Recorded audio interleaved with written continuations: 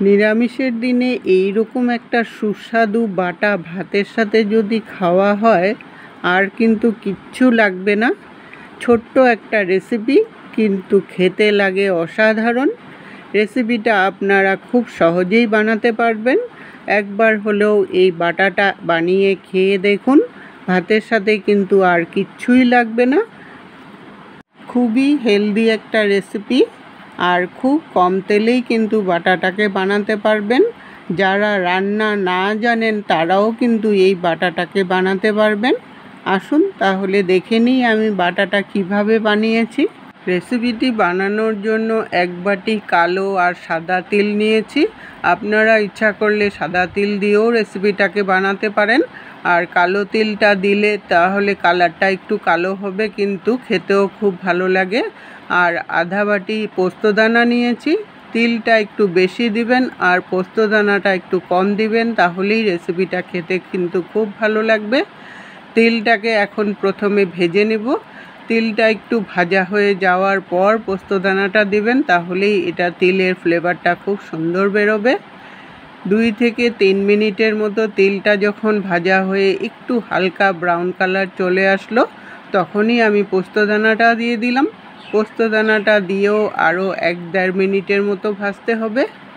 তিল আর পোস্তদানাটা ভাজতে ভাজতে যখন হালকা ব্রাউন কালার চলে আসলো, তখনই আমি নামিয়ে একটু ঠান্ডা করে নেব। একটু থালার মধ্যে ছড়িয়ে রাখলেই কিন্তু এটা একটু ঠান্ডা হয়ে যাবে। ঠান্ডা হয়ে যাওয়ার পর মিক্সিতে গুঁড়ো করে নেব। আর এই গুঁড়োটা কিন্তু শুকনো প্রথমে করে নেবেন, তাহলে গুঁড়োটা খুব সুন্দর হবে, একদম পাউডারের মতো গুঁড়ো হবে। তাহলেই রেসিপিটা খেতে কিন্তু খুব ভালো লাগবে। গুঁড়োটা হয়ে গেছে, একদম পাউডারের মতো গুঁড়ো করে নিয়েছি। একটুকু যেন দানা দানা না থাকে সেই রকম একটা গুঁড়ো করতে হবে। এখন এটার মধ্যে ঝালের জন্য 3টা কাঁচা লঙ্কা দিয়ে দিলাম।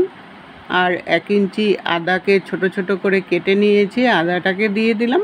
আপনারা ইচ্ছা করলে রসুনও দিতে পারেন। সামান্য পরিমাণে জল দিয়ে এটাকে এখন আবার পেস্ট করে নেব। তাহলেই পেস্টটা কিন্তু একদম স্মুথ একটা পেস্ট হয়ে যাবে। পেস্টটা আমার হয়ে গেছে, একদম স্মুথ একটা পেস্ট করে নিয়েছি। একটা বাটির মধ্যে নিয়ে নিলাম। আমি সম্পূর্ণ নিরামিষ পদ্ধতিতে বানাচ্ছি, তার জন্যই রসুনটাকে দিলাম না। আপনারা যদি রসুন ভালোবাসেন তাহলে রসুন দিয়েও এটাকে করতে পারেন। এখন কড়াই বসিয়ে খুবই সামান্য পরিমাণে সরষের তেল দিয়ে দিলাম। যেহেতু এটার মধ্যে তিল দেওয়া আছে, তাই তেলটা কিন্তু খুব কমই লাগে। তেলটা গরম হয়ে যাওয়ার পর 2টো শুকনো লঙ্কা ফোড়নে দিয়ে দিলাম। লঙ্কাটাও একটু সময় ভাজা করে নিতে হবে, যতক্ষণ না লঙ্কার ভাজা গন্ধ চলে আসে। লঙ্কাটা ভাজা হয়ে যাওয়ার পর পেস্টটাকে দিয়ে দিলাম। আর বাটিটা ধুয়ে সামান্য পরিমাণে একটু জল দিয়ে দিলাম। এখন সব কিছু উপকরণ ভালো করে মিশিয়ে নিয়ে স্বাদ অনুসারে নুন দিয়ে দিলাম। আর 1/4 টিস্পুন হলদি পাউডার দিয়ে দিলাম। আর ব্যালেন্সের জন্য খুবই সামান্য পরিমাণে একটু মিষ্টি দিয়ে দিলাম। এখন সব কিছু ভালো করে মিশিয়ে নিয়ে এটাকে ভাজা ভাজা করতে হবে। ভাজা ভাজা করতে করতে একটু টেস্ট করে দেখলাম যে ঝালটা কম হয়েছে, তার জন্য আরও 3টা কাঁচা লঙ্কা কুচি করে দিয়ে দিলাম। ঝালটা অবশ্য আপনাদের টেস্ট অনুসারে দিয়ে নিতে পারেন। আর এই রেসিপিটা কিন্তু একটু ঝাল ঝাল হলেই খেতে খুব ভালো লাগবে।